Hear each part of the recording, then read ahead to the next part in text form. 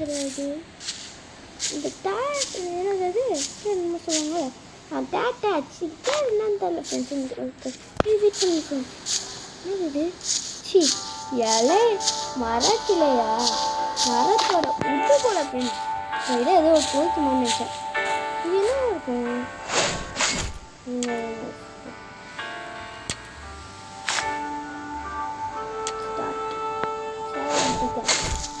என்னது challenge plan?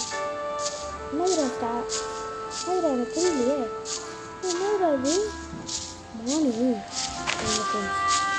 பெரிய மான்